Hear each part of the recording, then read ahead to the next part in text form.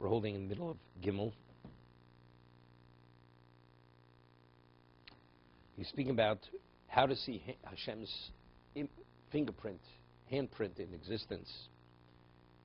If you reflect and you observe the shapes, the makeup, the colors, the function of different aspects of creation.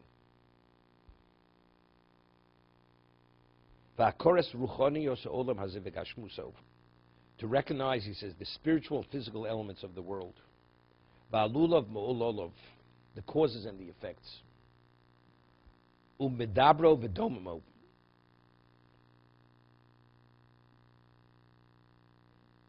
Yeah, he refers to the speaking vidomo, the speaking creatures and the silent creatures, meaning the intelligent people, human beings, and the non. V'nocho v'no, and the movements. Ukfov u'tzmochov.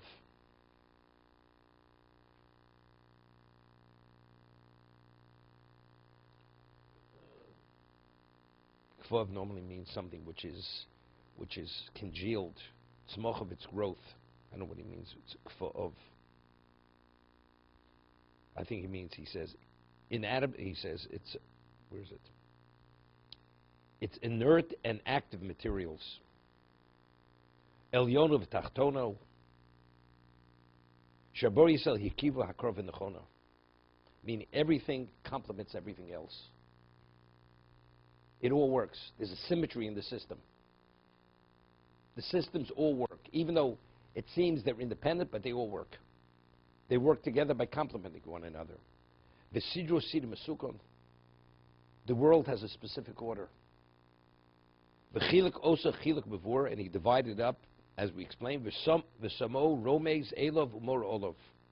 And he put it in a way that it alludes to him and reflects on him. Kasher Torah hamalocha al osa v'bayis al-boneu.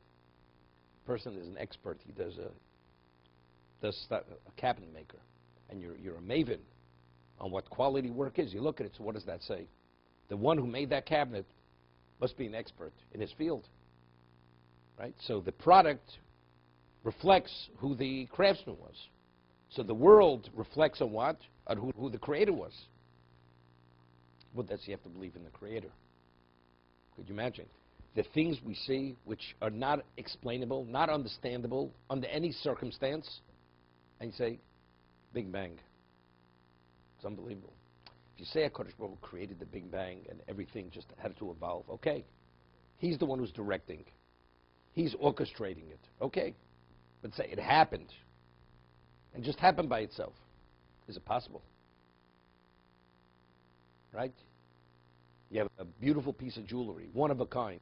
Everything, diamonds and gold and the way it's set, and the way it's shaped and formed. It happened by itself. Would you believe it? Ever. Impossible.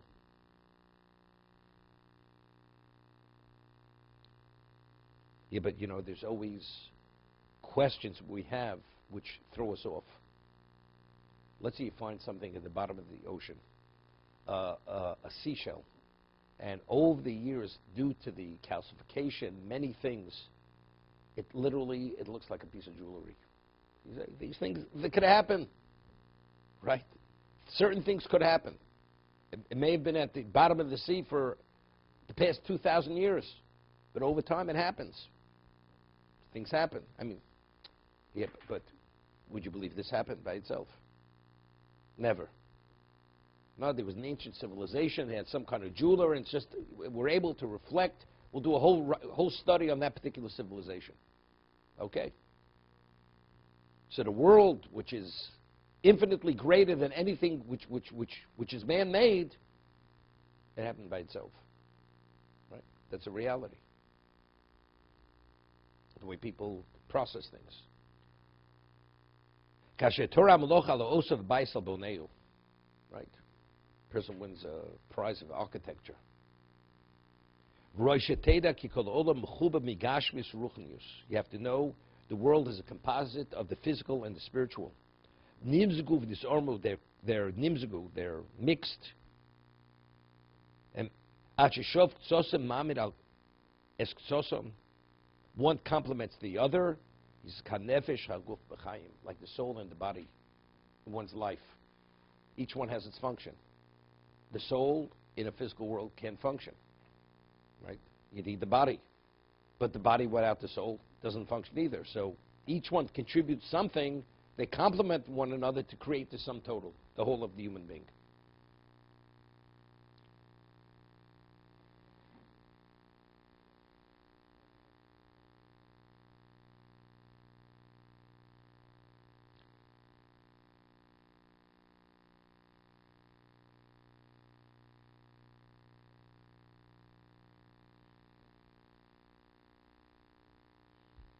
If you really think about it, you know, it's either just plain stupidity or it's arrogance.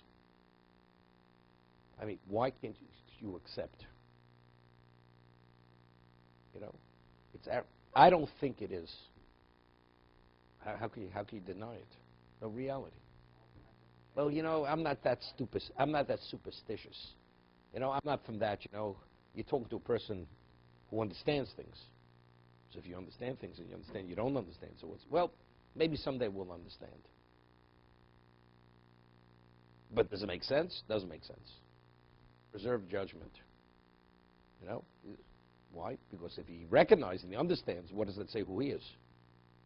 You know, you're on the take. Right? If God is providing for you, then you can't behave the way you're behaving. That's it. At a subconscious level. I once heard an expression, there's a yeshiva in Chicago, tells Chicago. So one of the Rosh Yeshivas, his name is Rabbi Keller, he once spoke at a dinner. Soon after I moved to Muncie, he was the guest speaker. He was a very good speaker.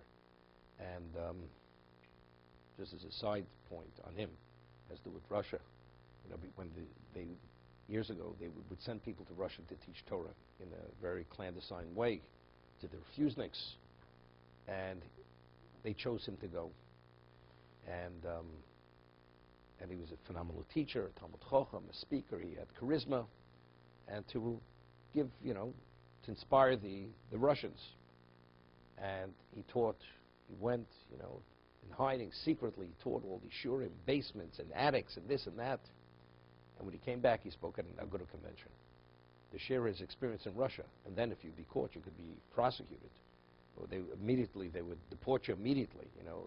Maybe even put you in prison, you know. So he spoke about his experience, how he went and how he, you know, he had signals and code words and this and that, and he was undetected. They didn't catch him, and he was speaking how, you know, to encourage other people to go. So about a year later, the Russian government wanted to show how they're tolerant of other religions. So they had a video of Rabbi Keller giving all the shurim. So what he thought they didn't know. They displayed it. Every aspect, every move he made was on tape, right? Right? This is what it was. So he spoke. His father-in-law, years ago, there was a chief rabbi in Detroit. I'm talking to everybody here today. His name was Rabbi Levine. Zichron Baruch. So Rabbi Levine, he passed away. His son is the co-Rosh Yeshiva in Chicago. He passed away. He was a man in his 90s. He learned by the Chovot HaLevavos, but before he learned by the Chovot HaLevavos, he learned in Kelm. Kelm was the Musar Yeshiva. That was Rabbi Yisrael Salanter's student's yeshiva, Rabbi Sipler Zissel. And he said there was an expression in Kelm, in Hebrew, to be mispoiled means to be amazed, like diflaos.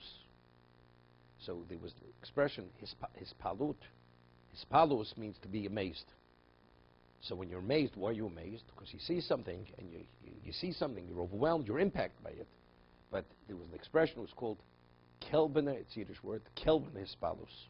Kelbene hispalos. It's like a cow is amazed, that's the way people are amazed. In Yiddish, a calf is called a kelb. Speak to an expert in Yiddish. Okay, it's called kelbene hispalos. Yeah. So he says, what's kelbene hispalos? He was saying it from his father-in-law. Kelbene hispalos is, he says, years ago, you know, wherever you went in Europe, there were always cows grazing in the pasture.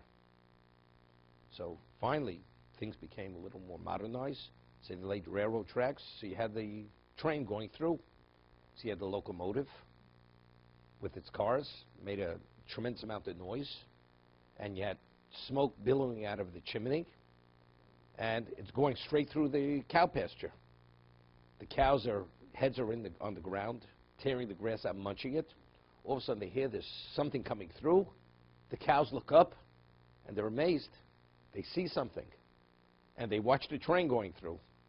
And the train keeps going until it's out of their eye range. And once they're amazed, the cows. They're startled by it. And after they can't see the train any longer, the heads are back on the ground, munching away on the grass. That's human beings. That's called kelbin espilus. It's unbelievable. Did you hear what happened? The moment it passes, back into the feed bag. All right? You know? That's kelbin espilus. So the world, it's amazing. What do people do with it? No. You put in your smoking pipe. You put in your pipe and smoke it. What do you do with it? Okay. The Big Bang. That's the answer. To be continued.